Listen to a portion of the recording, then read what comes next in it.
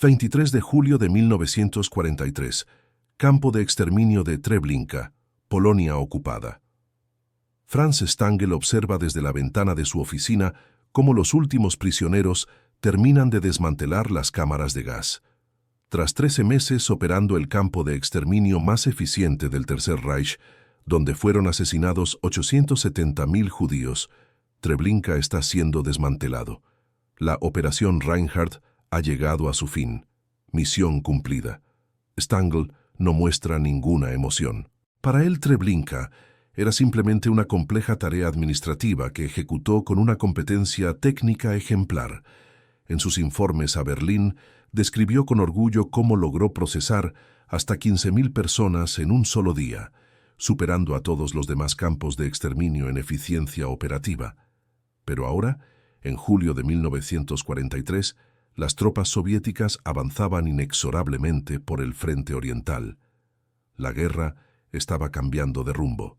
Heinrich Himmler había ordenado la destrucción total de Treblinka para eliminar las pruebas del genocidio.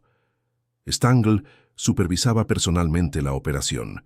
Se volaban estructuras, se exhumaban fosas comunes, se incineraban cadáveres, se esparcían cenizas y se araba la tierra para plantar árboles. En cuestión de semanas, el lugar donde fueron asesinadas casi 1 millón de personas se convierte en una granja aparentemente idílica. La transformación es tan completa que décadas después, los visitantes serían incapaces de imaginar el horror que allí ocurrió. Franz Stangl, a sus 35 años, desconoce que acaba de dirigir una de las últimas operaciones en un campo de exterminio que definirá su vida. Durante los 2 próximos años, mientras el Reich nazi se derrumba, emprenderá un viaje de escape que lo llevará a través de 3 países y le permitirá vivir en libertad durante 24 años, más que los 12 años del Tercer Reich. Stangl no era un fanático ideológico. Nacido en una familia católica austriaca en 1908, inicialmente siguió una carrera en la policía. Se le consideraba un oficial competente y disciplinado, cualidades que llamaron la atención de las SS cuando Austria fue anexada a Alemania en 1938. En 1940 fue transferido al programa de eutanasia T4, donde supervisó el asesinato de personas con discapacidades mentales. Fue el entrenamiento perfecto para Sobibor y posteriormente para Treblinka. La fría y burocrática forma en que Stangl gestionó el exterminio impresionó incluso a otros oficiales nazis. Transformó Treblinka en una cadena de producción de la muerte, optimizando cada paso del proceso, desde la llegada de los trenes hasta el destino final de los cuerpos. Para él, los prisioneros no eran personas, sino carga, mercancías que debían procesarse con la mayor eficiencia posible. Cuando Treblinka cerró, Stangl fue trasladado a Italia para combatir a los partisanos. Fue allí donde la guerra lo alcanzó. En mayo de 1945, las tropas estadounidenses capturaron su unidad. Durante el interrogatorio inicial, Stangl mintió sobre su pasado. Dijo que solo había sido policía administrativo durante la guerra. Dado que muchos documentos habían sido destruidos, su versión no pudo ser verificada de inmediato. Lo que los estadounidenses no sabían era que tenían en sus manos a uno de los principales artífices de la solución final. Stangl fue enviado a un campo de prisioneros de guerra cerca de Linz, Austria, donde permaneció casi 1 año, sin que nadie descubriera su verdadera identidad. En el campo de prisioneros de guerra, Stangl comenzó a planificar meticulosamente su fuga. Estableció contacto con otros exoficiales de las SS que también ocultaban su pasado. Juntos, organizaron una red de apoyo mutuo, compartiendo información sobre rutas de escape y contactos útiles. Stangl descubrió que varios sacerdotes católicos ayudaban a oficiales alemanes a escapar de la justicia aliada, creyendo que estaban salvando a los anticomunistas de la persecución soviética. En mayo de 1946, Stangl simplemente salió del campo de prisioneros de guerra. La seguridad era mínima para los prisioneros considerados de bajo riesgo. Regresó a su ciudad natal en Austria, donde se ocultó durante unos meses en casa de unos familiares. Pero sabía que no podía quedarse allí mucho tiempo. Los investigadores aliados comenzaban a descubrir la verdadera naturaleza de los campos de exterminio, y nombres como el suyo aparecían en las listas de personas buscadas. Si te preguntas cómo uno de los peores criminales de la historia logró simplemente salir de prisión y comenzar una nueva vida, dale me gusta a este video y activa las notificaciones. La historia de Stangl revela cómo las fallas sistémicas del sistema de justicia de la posguerra permitieron que cientos de asesinos en masa escaparan con impunidad. Monasterio de Santa María del Ánima, Roma, diciembre de 1947. El padre Alois Hudal cierra discretamente la puerta de su despacho en el corazón del Vaticano. Sobre su escritorio yacen pasaportes de la Cruz Roja Internacional con nombres falsos y con fondos suficientes para un viaje por mar a Sudamérica. Franz Stangl, ahora con el nombre de Paul Stangl, se encuentra entre los beneficiarios de esta operación que más tarde se conocería como la Rat Line, la ruta de las ratas. Lo que Stangl no sabe es que cuenta con la ayuda de una de las redes de escape más sofisticadas y moralmente controvertidas de la historia, una red que operaba con la complicidad y en ocasiones con el apoyo directo de altos funcionarios de la Iglesia Católica que creían estar salvando a los cristianos de la persecución comunista. El padre Udal no estaba solo. Junto a él operaba Krunoslav Draganović, un sacerdote croata que mantenía una ruta paralela a través de los Balcanes. Juntos, establecieron un sistema que facilitó la huida de miles de criminales de guerra nazis, incluidos algunos de los peores asesinos en masa de la historia. La justificación de Udal parecía noble. En sus diarios escribió que creía estar protegiendo a buenos cristianos de ser entregados a los comunistas soviéticos. En su visión distorsionada, los exoficiales nazis eran víctimas de una cacería de brujas aliada. Convenientemente, ignoró, o decidió ignorar, los detalles específicos de los crímenes cometidos por los hombres a los que ayudaba. El sistema operaba con una precisión casi industrial. Los refugiados llegaban a los monasterios por rutas clandestinas establecidas durante la guerra. Monjes solidarios proporcionaban refugio temporal, mientras que sacerdotes con conexiones diplomáticas proporcionaban documentación falsa. El Comité Internacional de la Cruz Roja, actuando bajo mandatos humanitarios, emitía documentos de viaje a personas desplazadas sin verificar adecuadamente su identidad. Franz Stangl llegó a Roma en diciembre de 1947, tras viajar por Austria y el norte de Italia, siguiendo la ruta establecida por Draganović. Durante 6 meses, permaneció alojado en monasterios romanos mientras esperaba su nueva documentación. Durante este periodo, asistía a misa a diario y participaba en actividades religiosas, una amarga ironía para alguien que había supervisado el asesinato de cientos de miles de judíos. Los documentos que recibió Stangl eran técnicamente legítimos. Su pasaporte de la Cruz Roja lo identificaba como Paul Stangl, un refugiado austriaco cuyos documentos originales se habían perdido durante los bombardeos. La fachada estaba cuidadosamente elaborada. Afirmaba haber servido como soldado raso en la Wehrmacht y haber sido prisionero de guerra soviético. Lo que hizo a Ratline particularmente eficaz fue su carácter semioficial. No se trataba simplemente de una operación clandestina, sino que contaba con el apoyo de elementos dentro del propio Vaticano. El Papa Pío XII, aunque probablemente desconocía los detalles específicos, había expresado su preocupación por el destino de los refugiados cristianos en la Europa de la posguerra. Esta postura creó un ambiente en el que sacerdotes como Hudal se sentían justificados en sus acciones. La operación también contó con la complicidad de los gobiernos sudamericanos. Argentina bajo el gobierno de Juan Perón, Brasil bajo el de Getúlio Vargas y Chile bajo el de Gabriel González Videla, mantuvieron políticas migratorias deliberadamente permisivas para los europeos, especialmente para aquellos con habilidades técnicas o educación superior. Los funcionarios de inmigración recibieron instrucciones de no investigar demasiado a fondo los antecedentes de los inmigrantes alemanes.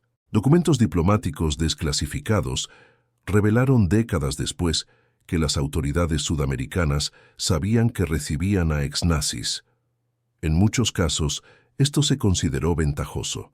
Argentina, en particular, ansiaba atraer técnicos y administradores alemanes para modernizar su industria. El pasado de estos hombres se consideraba irrelevante si podían contribuir al desarrollo económico nacional. Stangl se embarcó hacia Siria en junio de 1948. La elección de Siria no fue casual. El país mantenía relaciones comerciales con Alemania antes de la guerra y contaba con una población alemana establecida. Más importante aún, el gobierno sirio estaba dispuesto a recibir inmigrantes europeos sin hacer demasiadas preguntas sobre sus orígenes. Durante 2 años, Stangl trabajó como mecánico en Damasco, viviendo discretamente con la comunidad alemana local. Pero incluso en Siria, no se sentía completamente seguro. Cazadores de nazis como Simon Wiesenthal comenzaban a rastrear rutas de escape, y Stangl temía que su rastro fuera descubierto. En 1950 dio su último paso. Gracias a los contactos que estableció a través de la red alemana en Damasco, obtuvo una visa para Brasil. Esta vez su fachada fue aún más elaborada. Afirmó ser un técnico especializado en mecánica de precisión, justo el tipo de profesional que Brasil quería atraer para modernizar su emergente industria automotriz. Rathline continuó operando hasta mediados de la década de 1950, cuando las investigaciones periodísticas comenzaron a revelar sus actividades. Se estima que entre 8.000 y 10.000 exnazis escaparon a Sudamérica por estas rutas. Entre ellos se encontraban algunos de los criminales más buscados del mundo: Adolf Eichmann, Josef Mengele, Klaus Barbie y, por supuesto, Franz Stangl. La revelación de Rathline provocó un escándalo internacional. El Vaticano se vio obligado a realizar una investigación interna, que resultó en la destitución discreta de varios sacerdotes implicados. El padre Judal fue transferido a un puesto sin influencia y murió en el anonimato en 1963. Draganovich fue expulsado de Italia y regresó a Yugoslavia, donde falleció en 1983. ¿Cómo se convirtió una institución religiosa en cómplice de la protección de algunos de los peores criminales de la historia? Comparta su opinión sobre el papel de la Iglesia en esta historia y acompáñenos para descubrir cómo Stangl construyó su nueva identidad en Brasil. São Paulo, Brasil, marzo de 1951. El hombre que se presenta ante las autoridades migratorias brasileñas en el puerto de Santos no muestra nerviosismo. Tiene la documentación en regla, un pasaporte sirio válido, una carta de recomendación de una empresa en Damasco y dinero suficiente para mantenerse hasta encontrar trabajo. Habla alemán nativo, árabe básico y algunas palabras de portugués que aprendió durante la travesía. Su nombre, según los documentos, es Paul Stangl. Nacido en Austria en 1908, viudo, mecánico experto. Su historia es convincente. Perdió a su esposa durante los bombardeos aliados, trabajó en Siria durante 2 años y ahora busca una nueva vida en Brasil. Los funcionarios de inmigración sellan su pasaporte sin cuestionarlo. Paul Stangl se encuentra oficialmente en Brasil. Lo que no saben es que acaban de presenciar el nacimiento de una de las identidades falsas mejor construidas de la historia. Franz Stangl, comandante del campo de exterminio de Treblinka, falleció oficialmente en Austria en 1946. Paul Stangl, mecánico sirio-austriaco, nació en Roma en 1948. La transformación requirió 3 años de meticulosa planificación y perfecta ejecución. La creación de identidades falsas no fue una improvisación desesperada. Fue una ciencia precisa desarrollada por los servicios de inteligencia alemanes durante la guerra y posteriormente adaptada para su uso por los fugitivos nazis. El proceso seguía pasos específicos, cada uno calculado para crear una biografía irrefutable. La primera regla era no inventar nunca una identidad completa. Era demasiado peligroso crear un nombre totalmente ficticio que pudiera refutar fácilmente con comprobaciones básicas. En cambio, los fugitivos tomaban prestadas identidades de personas reales que habían muerto o desaparecido durante la guerra. Soldados muertos sin familia, refugiados desaparecidos, prisioneros de guerra nunca repatriados, todos proporcionaban identidades disponibles. Stangl optó por una variante particularmente astuta de esta estrategia. Paul Stangl era supuestamente primo lejano de Franz Stangl. Si alguien investigaba y encontraba registros de un Franz Stangl que había sido oficial de las SS, Paul podía alegar ser un pariente inocente que había asumido el apellido familiar. Era una capa adicional de protección basada en la confusión genealógica. La segunda regla era construir una biografía que explicara las lagunas documentales.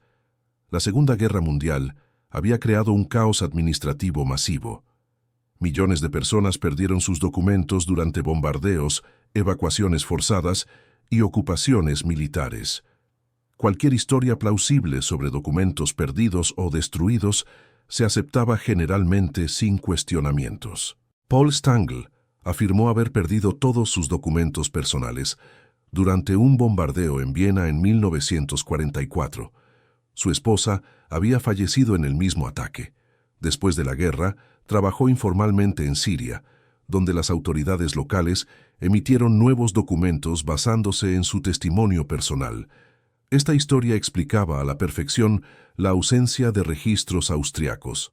La tercera regla era establecer una narrativa coherente que pudiera mantenerse indefinidamente. La historia no podía ser demasiado complicada, ya que los detalles complejos podrían olvidarse o contradecirse años después, pero tampoco podía ser demasiado simplista, ya que eso levantaría sospechas. Stangl memorizó meticulosamente cada aspecto de su nueva biografía: el apellido de soltera de su difunta esposa, la dirección donde habían vivido en Viena, los detalles de su trabajo en Damasco, los nombres de colegas sirios que podrían confirmar su historia si fuera necesario. Practicó esta narrativa a diario, hasta que se convirtió en algo natural para él. La cuarta regla era adoptar modales y conocimientos acordes con la nueva identidad. Paul Stangl no podía demostrar conocimientos detallados de la administración de los campos de concentración, pero necesitaba saber de mecánica automotriz. No hablaba ruso, que Franz había aprendido durante las operaciones en el este, pero necesitaba saber árabe básico para respaldar su historia siria. Durante sus 2 años en Siria, Stangl estudió mecánica intensivamente y aprendió suficiente árabe para ser convincente. Además, practicaba un ligero acento sirio-alemán que explicaba cualquier peculiaridad en su discurso. Fue una actuación calculada, ensayada y perfeccionada. La quinta regla era integrarse gradualmente a la nueva comunidad. Paul Stangl no podía llegar a Brasil y establecerse de inmediato en un puesto importante. Eso levantaría sospechas. En cambio, empezó como un simple trabajador en un pequeño taller mecánico de São Paulo. Trabajó duro, mantuvo un perfil bajo y poco a poco se forjó una reputación de trabajador confiable. 6 meses después, consiguió un empleo en la recién fundada Volkswagen do Brasil en São Bernardo do Campo. La empresa estaba contratando activamente técnicos alemanes para establecer sus operaciones en Brasil. Paul Stangl se presentó como el tipo de profesional que buscaban: experimentado, disciplinado y con ganas de empezar una nueva vida. La sexta regla era no romper nunca por completo con el pasado, sino reconstruirlo con cuidado. Paul Stangl se reencontró con su familia austriaca en 1952, al traer a su esposa e hijos a Brasil. Oficialmente, eran la familia con la que había perdido contacto durante el caos de la posguerra. En realidad, eran la misma esposa e hijos de Franz Stangl, pero ahora con nuevas identidades que se correspondían con la biografía de Paul. Teresa Stangl se convirtió en Teresa Stangl, una viuda de guerra que se casó con Paul tras un breve noviazgo por correspondencia. Los niños fueron presentados como sus hijastros, a quienes él había adoptado tras el matrimonio. Fue una historia conmovedora que explicaba cualquier rareza familiar y despertó compasión en la comunidad germano-brasileña.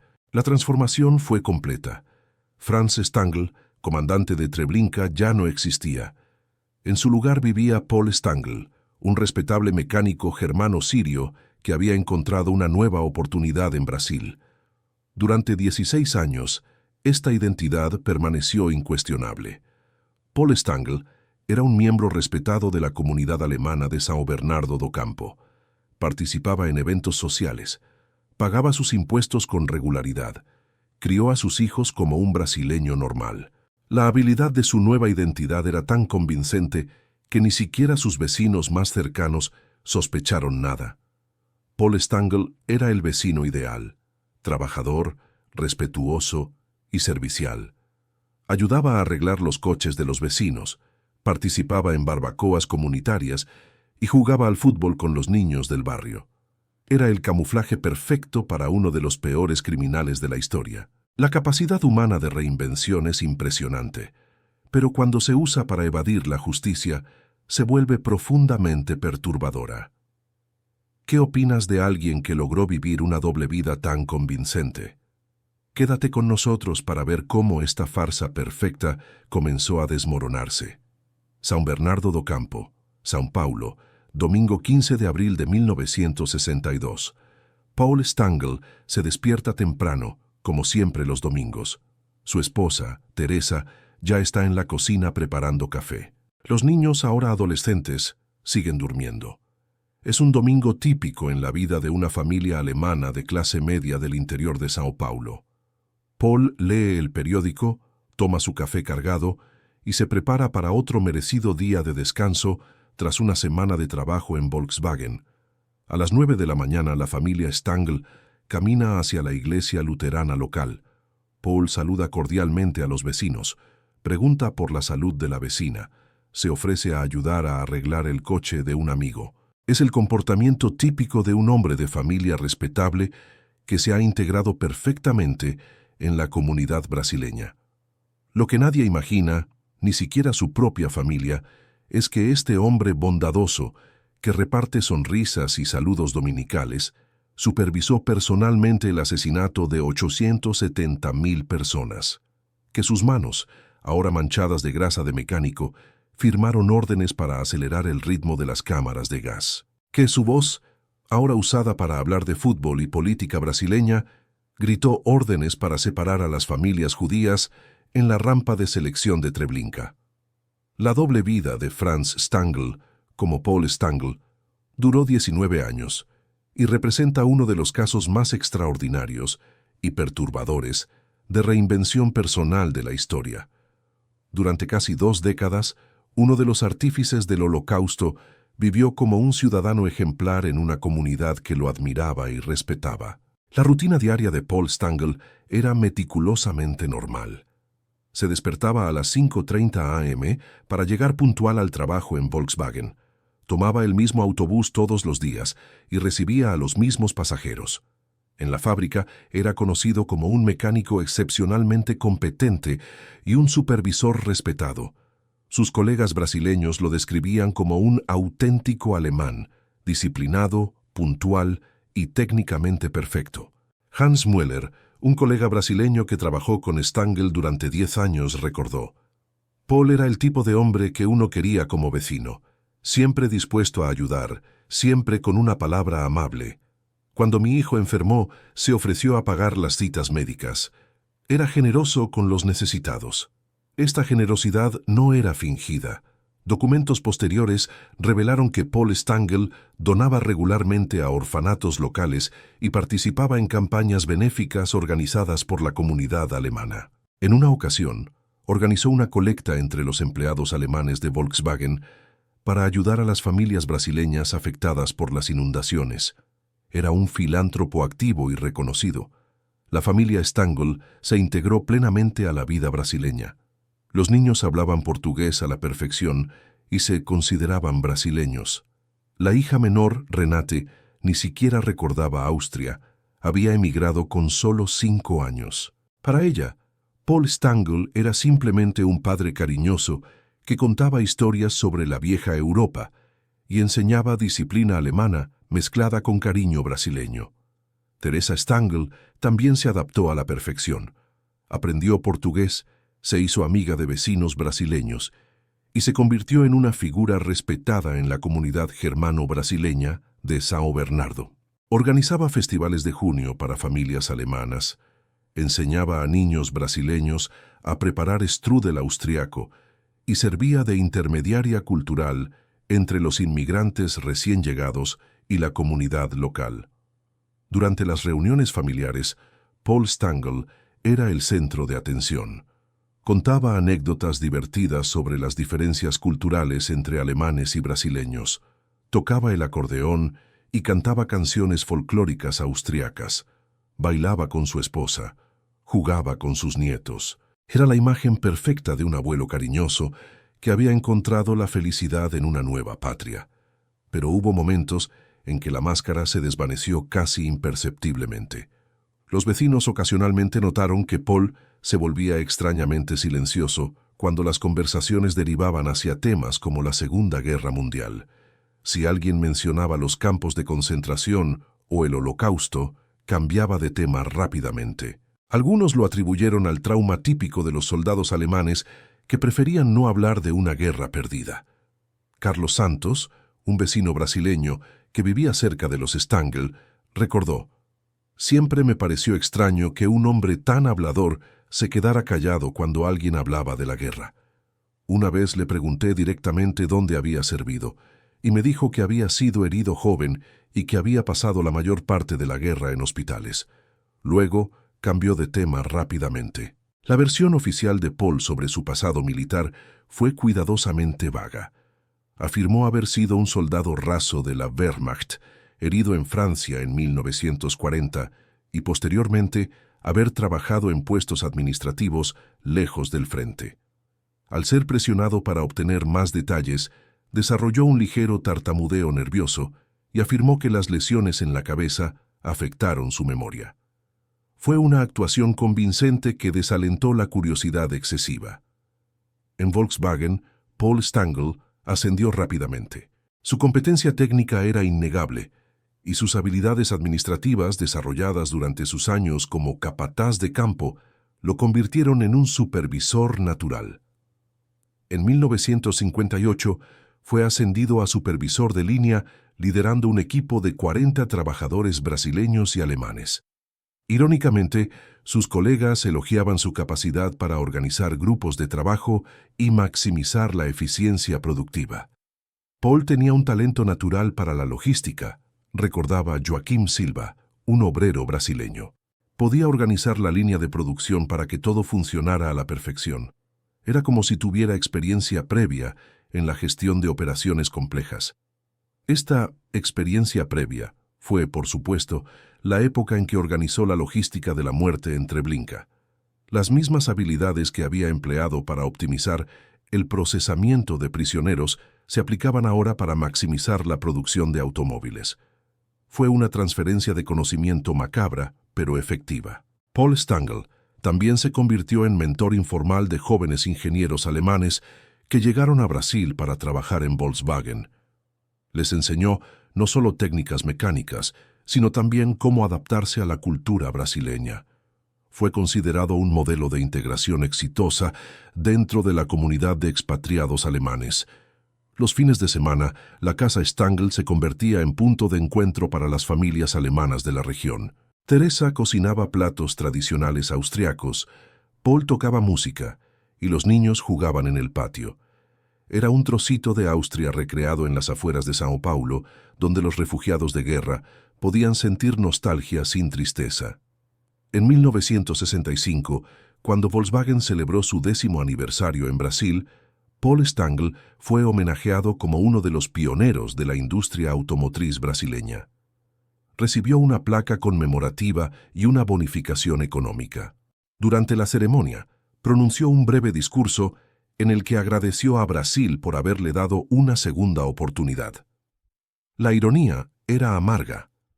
El país que lo homenajeaba no sabía que estaba celebrando a uno de los mayores criminales de guerra de la historia. Es inquietante descubrir que alguien responsable de tanto horror pudiera ser a la vez un padre amoroso y un vecino ejemplar. ¿Qué nos dice esto sobre la naturaleza humana? Comparte tu opinión y descubre con nosotros cómo esta vida aparentemente perfecta comenzó a desmoronarse. Linz, Austria, 15 de marzo de 1964. Simon Wiesenthal abre con cuidado el sobre que llegó por correo. El remitente es un sobreviviente de Treblinka que ahora vive en Sao Paulo, Brasil.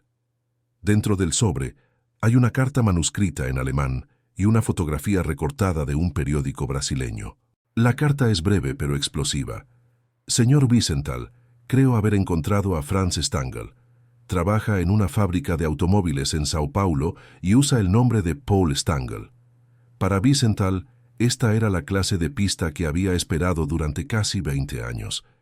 Desde 1945, había estado recopilando información sobre Franz Stangl, comandante primero de Sobibor y luego de Treblinka, responsable del asesinato de más de 900.000 personas. Stangl encabezaba su lista de criminales más buscados, pero parecía haber desaparecido de la faz de la tierra tras el fin de la guerra. La fotografía muestra a un hombre de mediana edad con uniforme de Volkswagen, sonriendo durante una celebración de la empresa. El ángulo no es ideal, pero hay algo familiar en el rostro. Wiesenthal toma una lupa y la compara con fotografías antiguas de Stangl que conserva en sus archivos. La estructura facial es similar, la altura parece coincidir. Pero después de casi 20 años, es difícil estar completamente seguro. El remitente de la carta es Mordechai Goldstein, quien sobrevivió a las elecciones de Treblinka en 1942 y emigró a Brasil en 1953. En su carta, Goldstein explica que vio la fotografía en el periódico Correio Brasiliense, durante un artículo sobre inmigrantes alemanes que habían tenido éxito en Brasil. El hombre identificado como Paul Stangl le recordó inmediatamente al comandante de Treblinka. «Nunca podría olvidar ese rostro», escribió Goldstein. «Estuvo presente durante las elecciones, decidió quién viviría un día más y quién sería enviado directo a las cámaras. Incluso después de tantos años, reconocería esos ojos en cualquier lugar. Estoy 90% seguro de que es Franz Stangl». Wiesenthal sabía que no podía actuar basándose únicamente en el testimonio de un sobreviviente y una fotografía de dudosa calidad. Era necesario investigar más a fondo. De inmediato comenzó a verificar la historia de Paul Stangl a través de contactos internacionales. El primer descubrimiento fue prometedor. Los registros de inmigración brasileños indicaban que Paul Stangl había llegado al país en 1951, procedente de Siria. Afirmaba ser un mecánico austriaco viudo de guerra. La cronología coincidía. Franz Stangl había desaparecido de Austria en 1947 y Paul Stangl apareció en Brasil en 1951. El intervalo de 4 años coincidía con el tiempo necesario para organizar documentos falsos y establecer una identidad falsa. Wiesenthal envió copias de la fotografía a otros supervivientes de Treblinka repartidos por todo el mundo. En cuestión de semanas, recibió 3 confirmaciones independientes.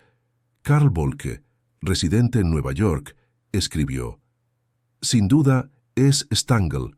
Lo vi personalmente cientos de veces. Era imposible no reconocerlo. Siempre vestía un uniforme impecable y botas lustradas». Stanisław Schmeissner, un superviviente que participó en la revuelta de prisioneros en Sobibor, también confirmó la identificación. Franz Stangl era más joven cuando lo conocí, pero la estructura de su rostro es inconfundible. Tenía una forma particular de sonreír que me dio escalofríos. Es la misma sonrisa que aparece en la fotografía. Tras confirmar múltiples identificaciones, Wiesenthal comenzó a investigar la vida de Paul Stangl en Brasil. A través de contactos en la comunidad judía de Sao Paulo, obtuvo información detallada sobre sus actividades. Había trabajado en Volkswagen durante más de una década, era respetado en la comunidad alemana, tenía familia y vivía discretamente, pero sin ocultarse. La investigación reveló detalles irónicos. Paul Stangl era conocido por su generosidad con sus colegas brasileños y su participación en actividades benéficas. Los vecinos lo describían como un alemán modelo que se había integrado perfectamente en la cultura brasileña. La comunidad alemana lo respetaba como un ejemplo de inmigración exitosa. Wiesenthal también descubrió que Stangl no era el único ex-nazi residente en Brasil. La comunidad alemana de Sao Paulo incluía a varios otros fugitivos, aunque la mayoría eran pequeños delincuentes. Al parecer, Stangl se integró con otros inmigrantes alemanes, muchos de los cuales tenían sus propias razones para no hablar mucho de su pasado.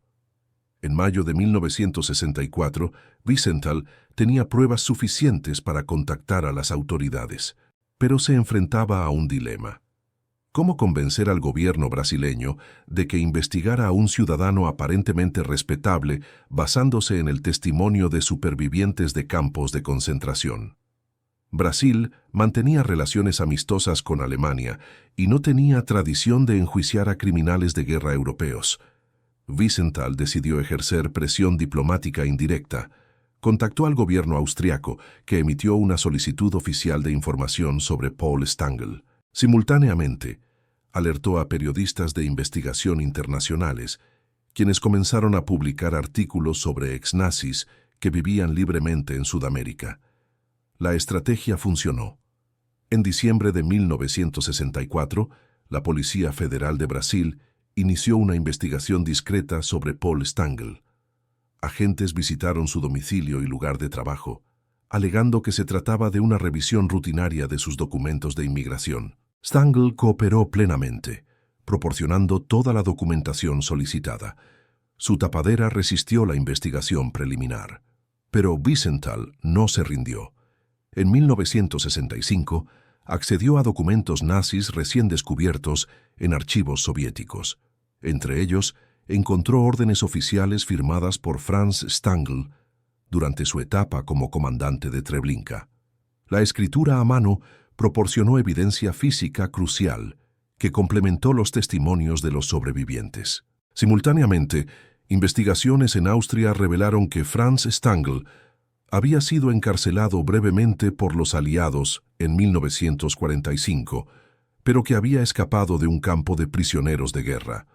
Los registros mostraban que había regresado a su ciudad natal antes de desaparecer. La cronología coincidía perfectamente con los movimientos de Paul Stangl. En enero de 1967, Wiesenthal presentó un expediente exhaustivo a las autoridades brasileñas. El documento incluía identificaciones de múltiples sobrevivientes, análisis comparativo de escritura, registros de movimientos que coincidían con los de Franz y Paul Stangl, y pruebas de que Paul Stangl había mentido sobre detalles específicos de su biografía. La evidencia era demasiado contundente como para ignorarla. En febrero de 1967, la Policía Federal brasileña arrestó a Paul Stangl en su domicilio de São Bernardo do Campo. Su familia estaba en shock. Los vecinos no lo podían creer. Sus compañeros de Volkswagen pensaron que se había cometido un terrible error. Durante el interrogatorio inicial, Stangl mantuvo su versión de la verdad. Afirmó haber sido víctima de un error de identidad. Dijo que nunca había estado en Treblinka. Sostuvo que los supervivientes lo confundían con otra persona. Pero al ser confrontado con pruebas físicas y documentales, su versión empezó a desmoronarse. La persistencia de Simon Wiesenthal en la búsqueda de justicia finalmente comenzaba a dar frutos. Pero, ¿admitiría finalmente Stangl sus crímenes? Quédese con nosotros para descubrir cómo reaccionó uno de los mayores criminales de guerra de la historia cuando su nueva identidad fue destruida. São Bernardo do Campo, 28 de febrero de 1967, 06:23 horas. Paul Stangl está tomando su café de la mañana cuando oye que llaman con firmeza a la puerta. Por la ventana ve coches negros de la Policía Federal aparcados frente a su casa. Por un instante, su rostro refleja la confusión de un hombre honesto que no entiende por qué la policía está en su puerta. Pero sus ojos revelan algo diferente, la comprensión instantánea de que su vida como Paul Stangl ha llegado a su fin. ¿Franz Stangl?, pregunta el alguacil federal al abrir la puerta. Es la primera vez en 20 años que alguien pronuncia ese nombre en su presencia. El impacto es visible. Sus manos tiemblan ligeramente. Su postura cambia casi imperceptiblemente. Pero su voz sigue firme cuando responde: «Me llamo Paul Stangl. No sé de quién habla. Teresa Stangl sale de la cocina, todavía en bata, completamente desconcertada. Sus hijos aparecen en lo alto de la escalera. La familia, que durante 2 décadas solo conoció a Paul Stangl, mecánico, padre cariñoso, vecino ejemplar, está a punto de descubrir que convivieron con Franz Stangl, comandante del campo de exterminio responsable de la muerte de casi 1 millón de personas. El interrogatorio inicial duró 14 horas. Durante las primeras 4 horas, Stangl mantuvo su negación total. Afirmó categóricamente que se había producido un error de identidad. Mostró documentos sirios y brasileños que demostraban que era Paul Stangl. Afirmó no haber estado nunca en Polonia. Dijo que su única experiencia militar fue como soldado herido en Francia. Pero los investigadores brasileños habían preparado el caso meticulosamente. Presentaron fotografías de Treblinka, donde Stangl aparecía con el uniforme de las SS. Mostraron documentos nazis con su firma. Lo confrontaron con testimonios detallados de sobrevivientes que lo describieron física y personalmente. La estrategia psicológica consistía en debilitar gradualmente su resistencia. Con cada prueba presentada, su excusa se volvía más difícil de sostener. Los investigadores observaron cambios sutiles en su comportamiento. Momentos de vacilación antes de responder, gestos nerviosos que no había mostrado antes, lapsus ocasionales en los que parecía olvidar temporalmente su identidad brasileña. El momento decisivo llegó cuando se encontró con una fotografía específica. Stangl de pie en la rampa de selección de Treblinka, supervisando la llegada de un transporte de prisioneros. La fotografía había sido tomada por un oficial alemán y descubierta en archivos personales después de la guerra. Era imposible negarlo o explicarlo. Stangl contempló la fotografía durante varios minutos en completo silencio. Su respiración se aceleró. Sus manos temblaban visiblemente. Y entonces, por primera vez en 22 años, Franz Stangl volvió a la vida. Solo cumplía órdenes. Fueron sus primeras palabras como Franz Stangl. No fue una confesión completa, pero fue el principio del fin de su negación. En las siguientes horas, su tapadera se desintegró por completo. Poco a poco admitió su verdadera identidad, aunque siguió negando su responsabilidad personal por los crímenes cometidos. Fue extraordinario observar la transformación psicológica. Paul Stangl, el amable mecánico, el padre cariñoso, el vecino servicial, literalmente desapareció. En su lugar emergió Franz Stangl, el burócrata frío y calculador que había supervisado el exterminio industrial de seres humanos. Su postura cambió. Su voz se volvió más formal. Incluso su expresión facial se alteró. Durante los días siguientes, Stangl proporcionó detalles de su escape tras la guerra y la creación de su identidad brasileña. Describió con precisión burocrática cómo escapó de una prisión aliada, recibió ayuda de sacerdotes católicos y estableció su nueva vida en Brasil. Habló de estas operaciones con la misma frialdad clínica que antes había empleado para describir las operaciones en Treblinka. Pero al ser interrogado sobre los crímenes específicos cometidos en Sobibor y Treblinka, Stangl recurrió a una combinación de negación y minimización. Afirmó haber sido simplemente un administrador. Aseguró que nunca había matado personalmente a nadie. Aseguró que solo cumplía órdenes y que sería ejecutado si desobedecía. Esta defensa, simplemente obedeciendo órdenes, sería la postura que mantendría por el resto de su vida. Era la última línea de protección psicológica para un hombre que necesitaba creer que no era un monstruo. Para Stangl, reconocer su verdadera responsabilidad por los crímenes significaría aceptar que había dedicado años de su vida al mal absoluto. La reacción de su familia fue devastadora. Teresa Stangl inicialmente se negó a creer las acusaciones. Conocía a su esposo desde hacía más de 30 años. Era imposible reconciliar al hombre cariñoso que amaba con el criminal descrito por los investigadores. Durante semanas visitó a Stangl en prisión, rogándole que lo negara todo, que luchara contra las mentiras que se contaban sobre él. Los niños reaccionaron de distintas maneras. El mayor, ya adulto, aceptó poco a poco la realidad y rompió el contacto con su padre.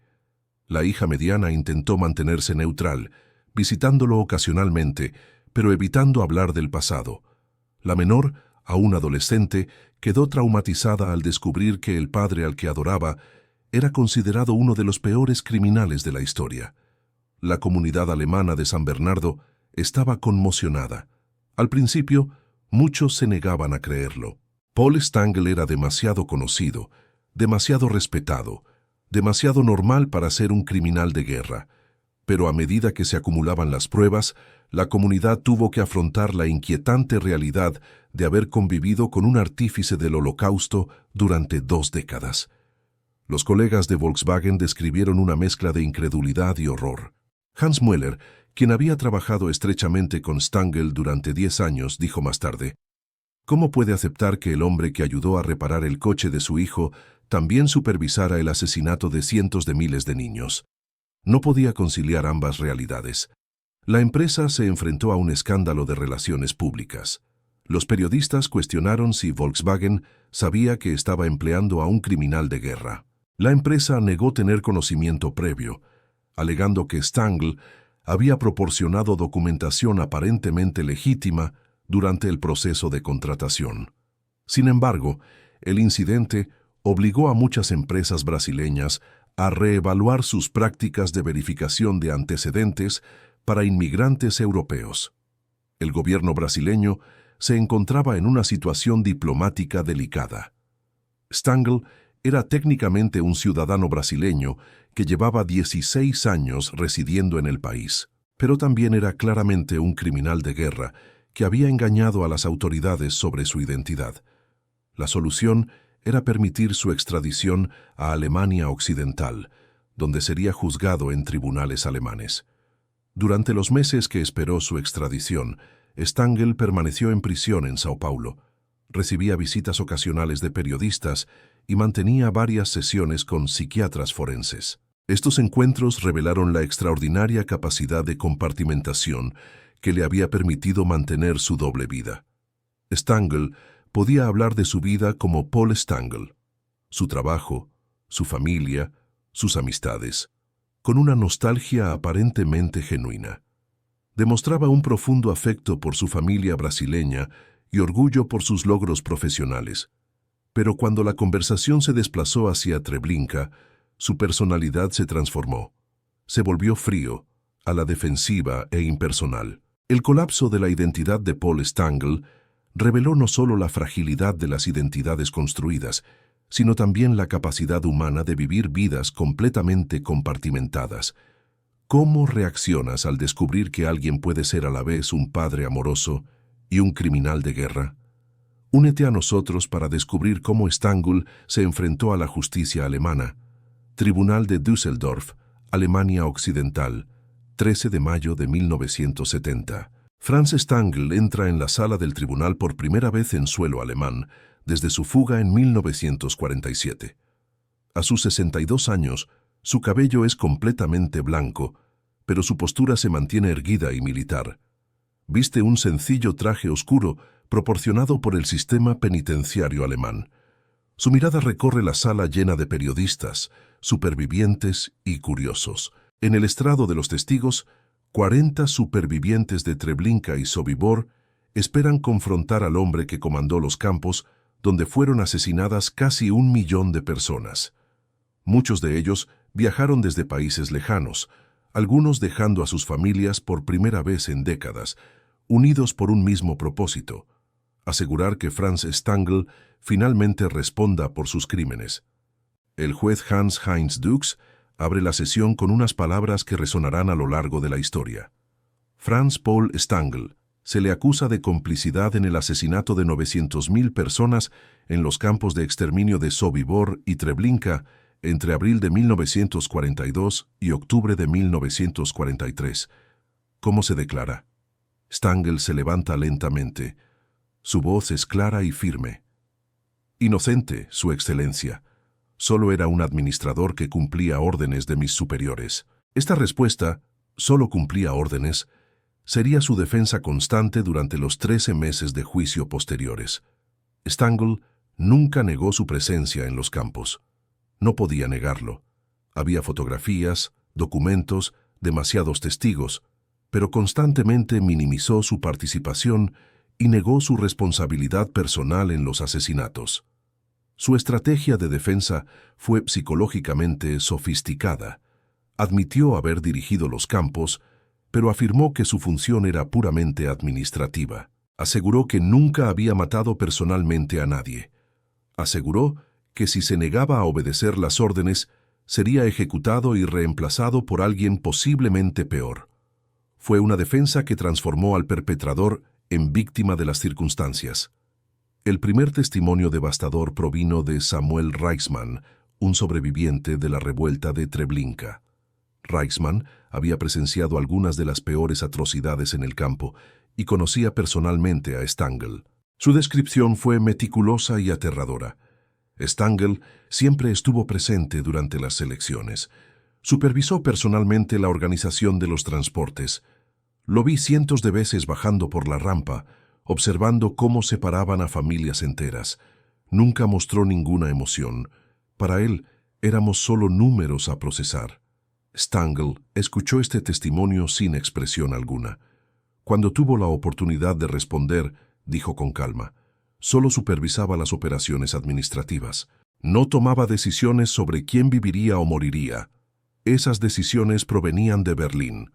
Pero Rachel Tenenbaum, otra sobreviviente, proporcionó detalles específicos que contradecían la versión de Stangl. En septiembre de 1942, él personalmente vino a nuestro cuartel y seleccionó a 50 mujeres para trabajar clasificando la ropa de las víctimas. Yo estaba entre las elegidas. Nos dijo que quienes trabajaban bien podían vivir un poco más. No era solo alguien que cumplía órdenes, era alguien que tomaba decisiones sobre nuestras vidas. Ante este testimonio, Stangl admitió que ocasionalmente seleccionaba personas para trabajar, pero insistió en que estaba salvando vidas al elegirlas para trabajar en lugar de enviarlas directamente a las cámaras de gas.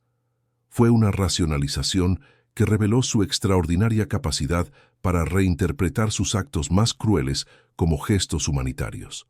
El doctor Erich Fuchs, exoficial de la CSS que trabajó bajo las órdenes de Stangl, ofreció un testimonio especialmente perjudicial.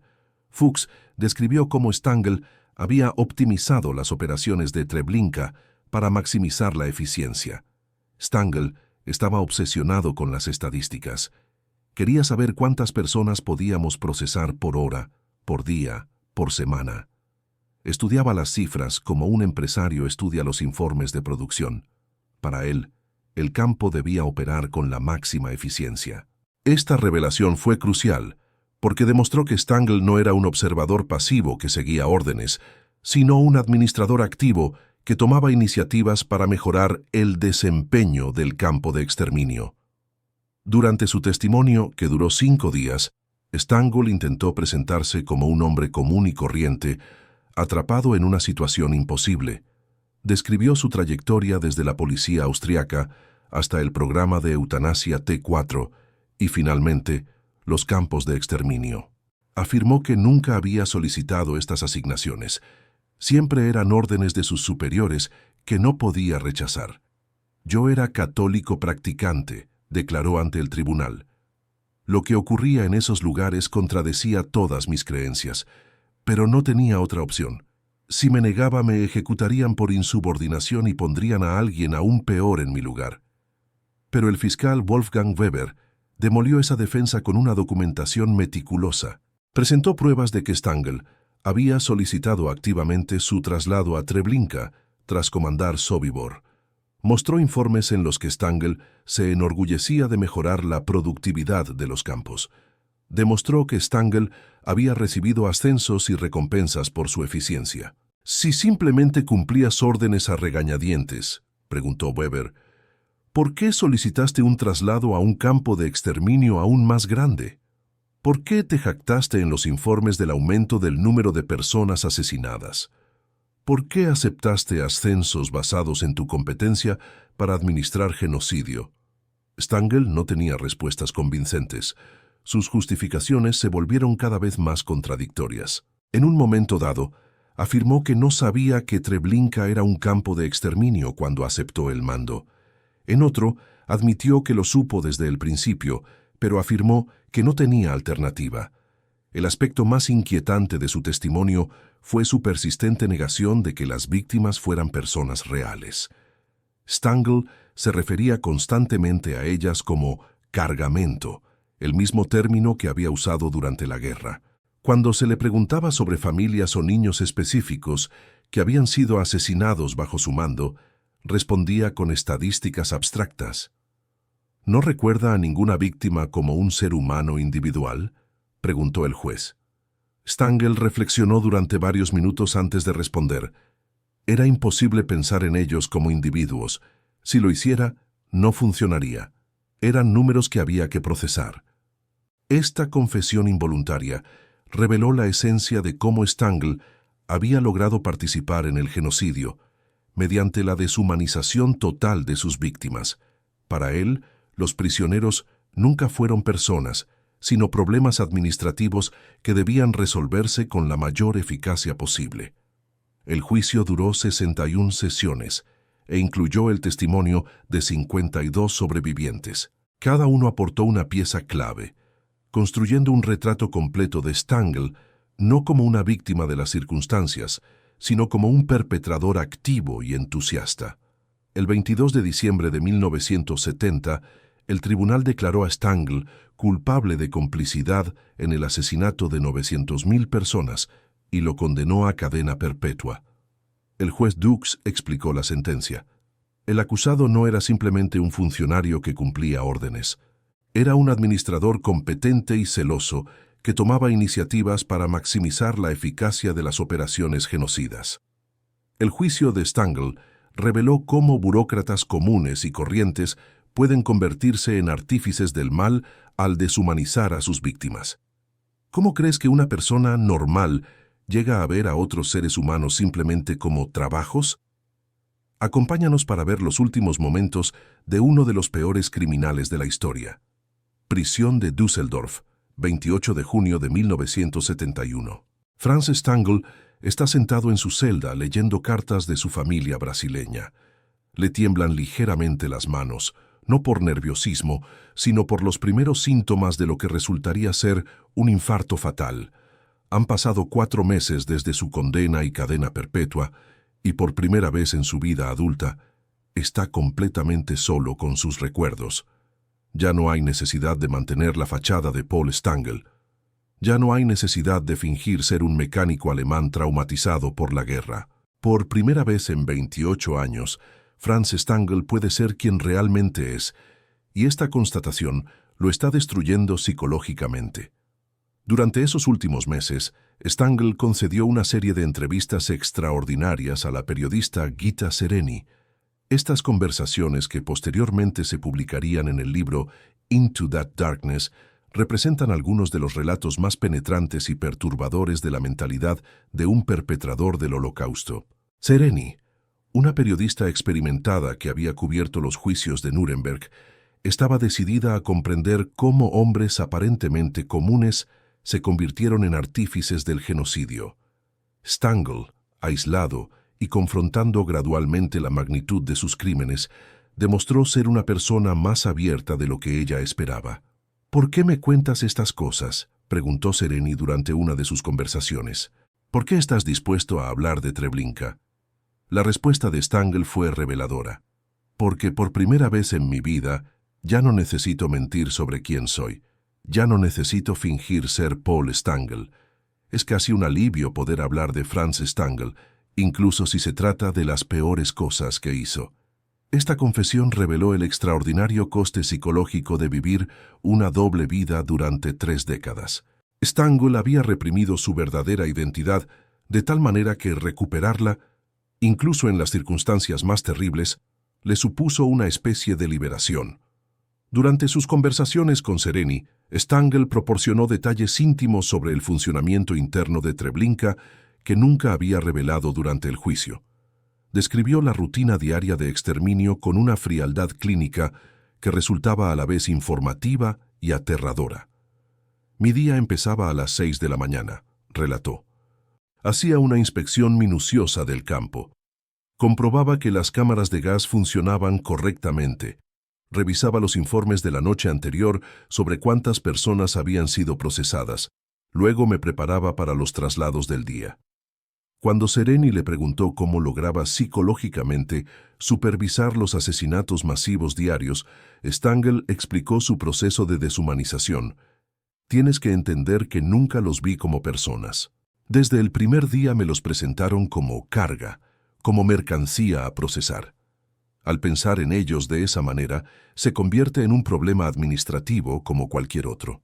¿Cómo organizar eficientemente el procesamiento de cualquier tipo de material?